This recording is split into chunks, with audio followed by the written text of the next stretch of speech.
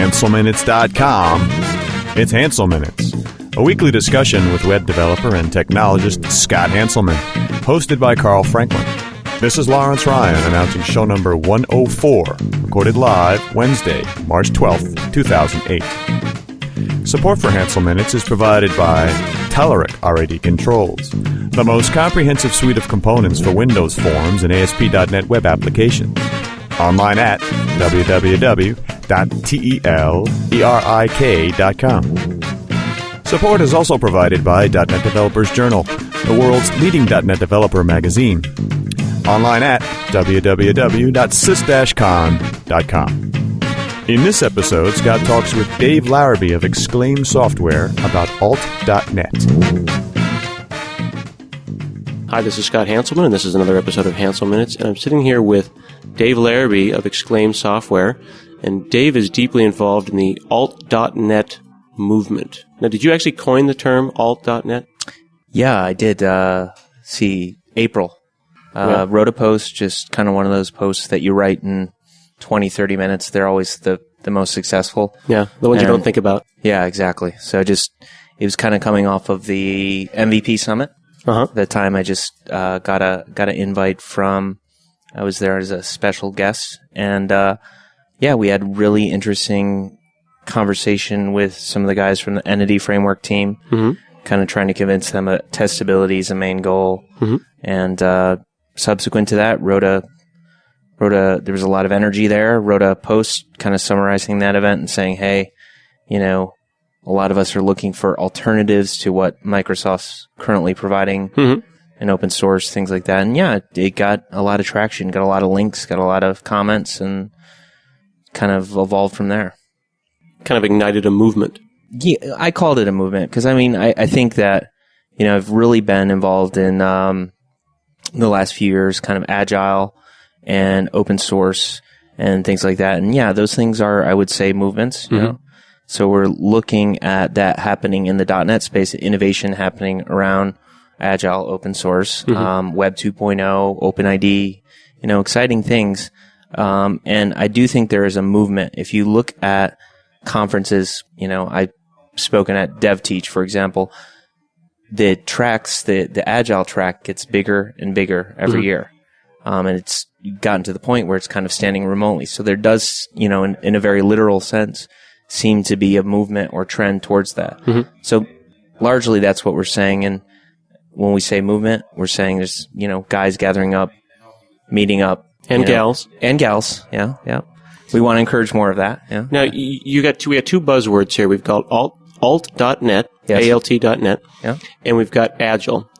And, as with all labels, one wants to examine them to see if this is the best word to describe that thing. Yeah.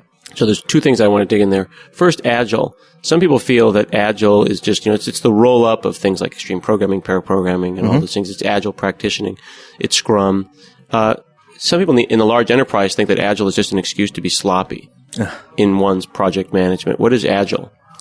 Well, let me first kind of say that I think Agile, just kind of adopting it on it's a process, right? It's a software development process whereby we're going to start delivering business value from day one. And by day one, I mean iteration one. So 2 weeks, 3 weeks, 1 week, whatever it is. The goal is that we're not going to sit down and design architect a big, piece of software. Right, the grand design. Right now. We're not rolling Howard Rourke style, right? We are simply letting that design evolve. We're more tending a garden than building a, skyscraper. So that is a hard thing to do. What if there's a skyscraper to be built? Then, Agile may not be appropriate for you. Okay. I would say, safety critical systems has been one thing that have come under fire as far as Agile not necessarily suiting that. Most business applications, though, however large, can benefit from this approach. It gets hard when you want to scale it and get up to, lots and lots of people, but there's certainly precedent for that. Is the scale the number of is the issue of scale the number of people, or the size and complexity and the breadth of the application itself? I think that size and breadth of the application will drive the number of people, right? But, in a large kind of component-oriented or service-oriented application, there's a lot to deliver to get something off the ground, or you're doing a big rewrite. There's a lot to go. So I think where Agile has come under fire is people just kind of adopting it and saying, oh yeah, we're doing Agile. And it's really a year-long, 2-year-long, got to get coaches in there. Yeah. It's an investment. It's just as hard to do as waterfall. And yeah, you can be successful with waterfall. I mean, that's certainly a possibility.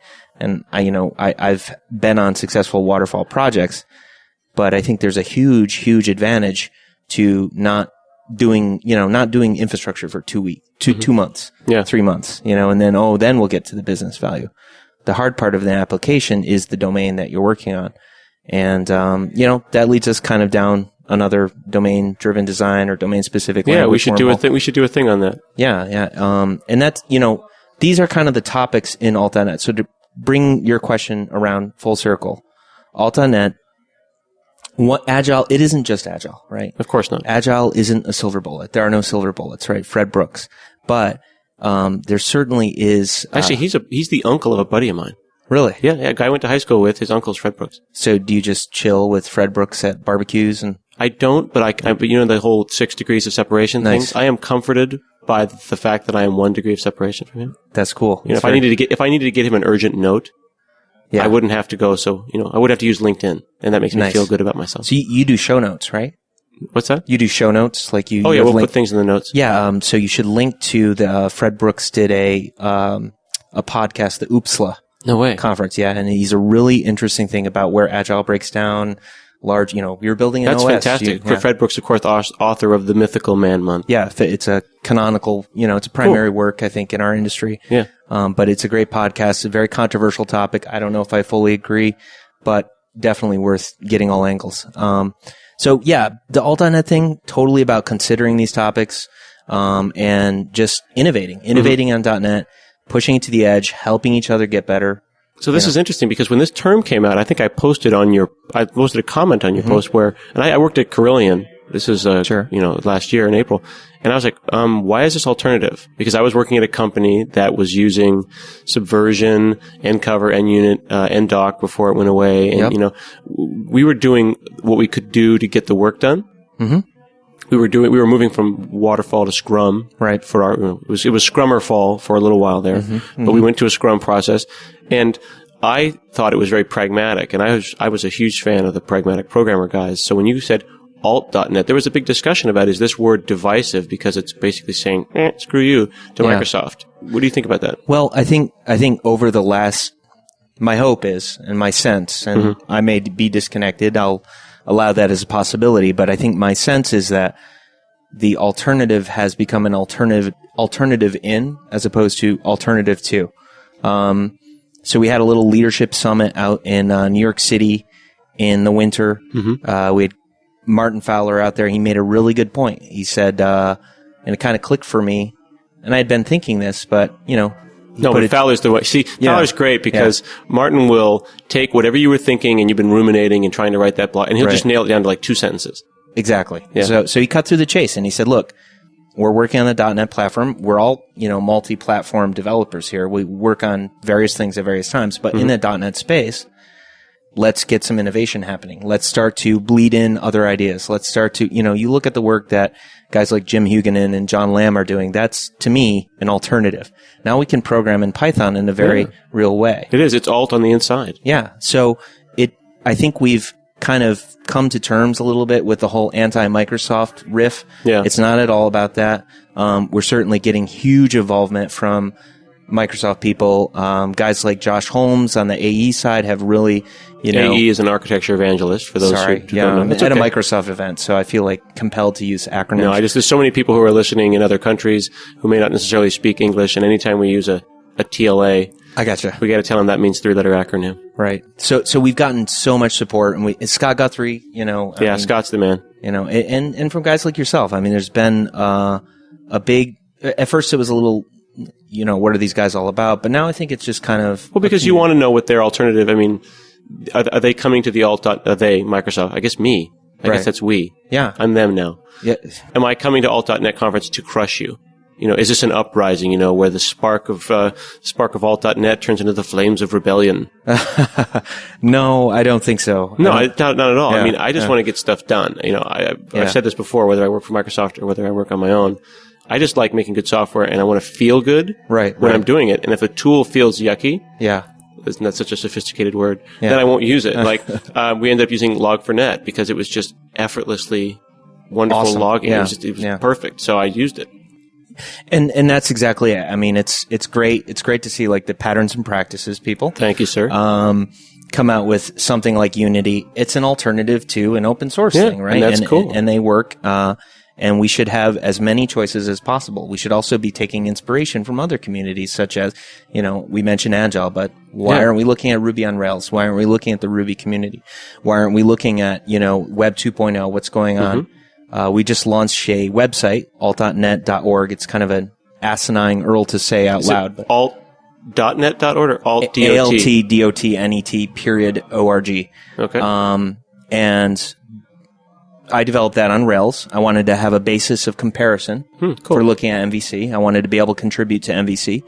And, we also use OpenID there exclusively. Love OpenID. Yeah, I love it too. But interestingly enough, even in this kind of circle of people that consider themselves, looking outwards always, there was flack. Why would you choose OpenID? Microsoft? mean like not Microsoft people. .NET people were like, what's OpenID? Yeah, this is annoying that I couldn't just sign on with a username and password. Well, oh man, I've had an OpenID for like a year. Yeah, no, I've got it hooked up to my blog, and it's clearly the way things should go, or it's a very cool thing. So, we try to find ways to feed two birds with one seed. We try to find ways to, introduce these ideas into what can be a kind of homogenous culture, Do you know how to build Web 2.0 Ajax applications with Web 1.0 components?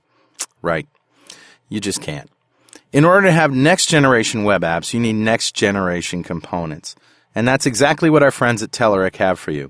Their upcoming product, codenamed Rad Controls Prometheus, is a huge pack of web controls built on top of Microsoft ASP.NET Ajax, which will add previously impossible performance and interactivity to your next project. Just listen to this. The new controls mirror the ASP.NET Ajax API, so development is straightforward. Client scripts are shared, so loading time is pretty much instant. And if you just set a couple of properties, you'll be able to automatically bind to web services for even more efficient operation. After all, the facts speak for themselves. The new RAD editor for ASP.NET Ajax loads up to 4 times faster than before. Similarly, RAD Grid handles thousands of records in mere milliseconds. But again, it's best to try for yourself. Visit Telerik.com/ASP.NET Ajax and download a trial. And don't forget to thank them for supporting Hansel Minutes. The issue of choice is really interesting because there are those that really like to be handed the option, like here's Visual Source Safe. Right. This is how we do source control. Enjoy. And then they become flummoxed when there's so many choices.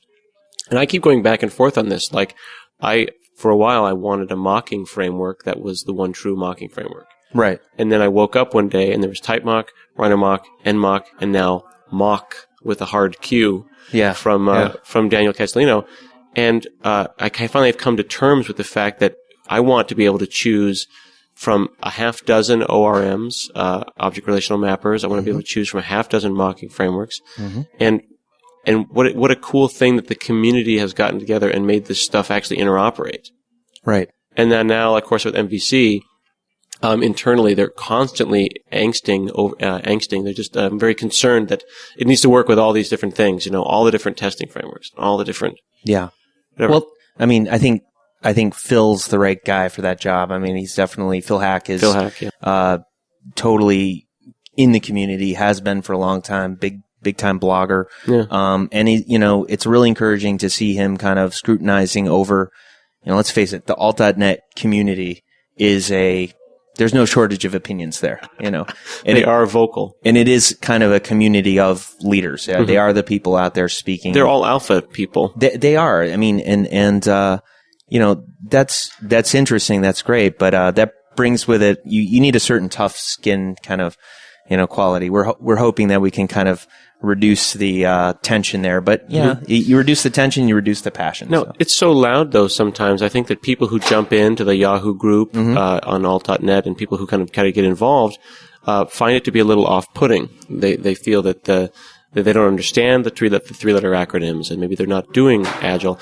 I always use this canonical person. I don't know if this guy exists. Maybe he'll call me someday. But I always talk about the chief architect of the Nebraska Department of Forestry. Okay. Right. He's the guy who's got to just get stuff done. You know, right. He's got an access database and he's trying to get off that system, but right. he wants to do the right thing. What are the folks that aren't alpha people, kind of obnoxious, outspoken people like us? Yeah, forgive me sure. for putting us into an us. What do they care about alt.net? That's a really good question. I think I kind of look at alt.net as having two purposes. One is, yes, innovation is going to come from the alphas. It's going to come from connecting people in a social network and having those people work on new open source projects and criticize existing projects. It's going to work on, it's going to work on a level of establishing a relationship with Microsoft, a conduit for being able to talk about that. The second level, or second area or half of the pie is that education thing, right? How do we go out and start talking to people? And I think the answer is pretty simple. Get out there, get blogging, get out there, get speaking. Right. We're hoping to have a lot of open spaces events. And it's kind of a nascent young movement, right? But we're having one in Seattle that's maybe a little bit more insidery. It got closed really quickly. I felt that a few minutes after the announcement happened, the registration was closed because we'd hit the fire code limit on what the room would hold. Yeah. Pretty much. Well, we're kind of at the, we're running this on a pretty shoestring budget. Yeah. And we're counting on the, DigiPen is a company in Seattle that's kindly giving us some space, and there's a limit to how many people we can fit. Yeah. And we do, I will say, kind of prime the pump as far as trying to get some of the visible people out there. We have some great attendees coming.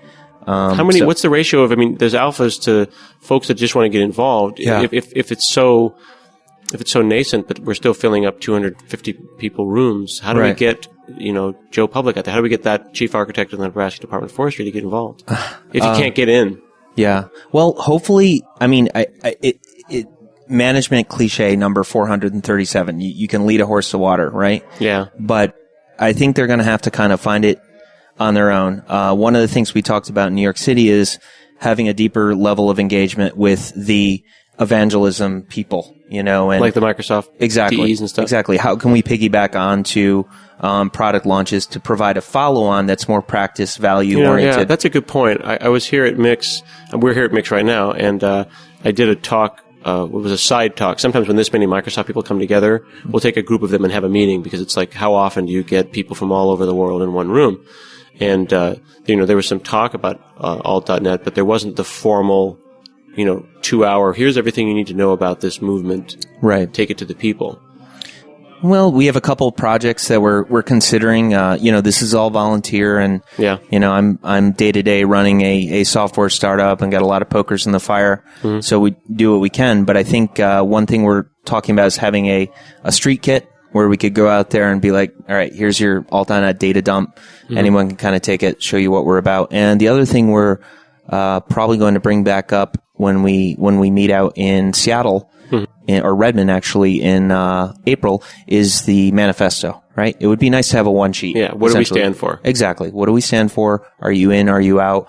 And what's a lightweight protocol for, engaging and being a part, participating? Yeah. So assuming that there's still a few people listening to this podcast, let's talk about some concrete stuff towards the end here. Sure. What are some of the technologies that alt.net people use? What are those benefits? What gaps in Microsoft's stack are those technologies filling?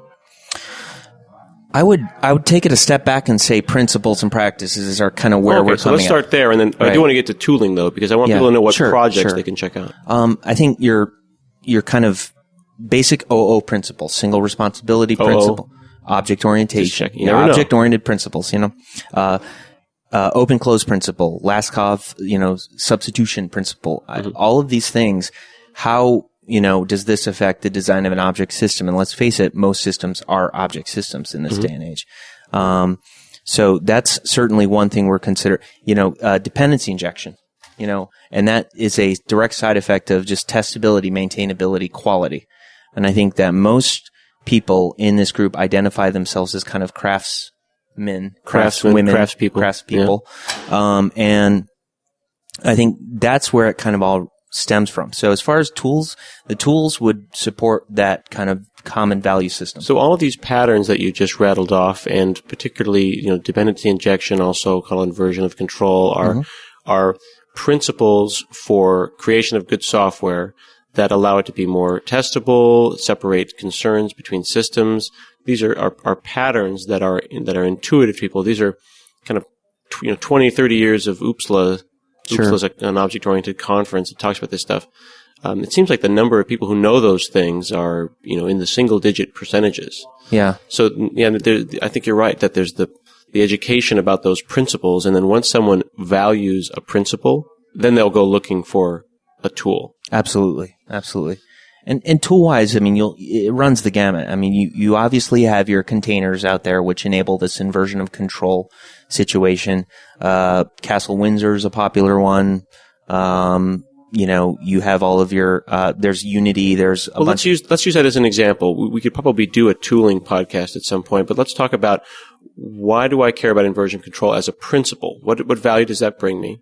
That would then lead me to go find one of these tools.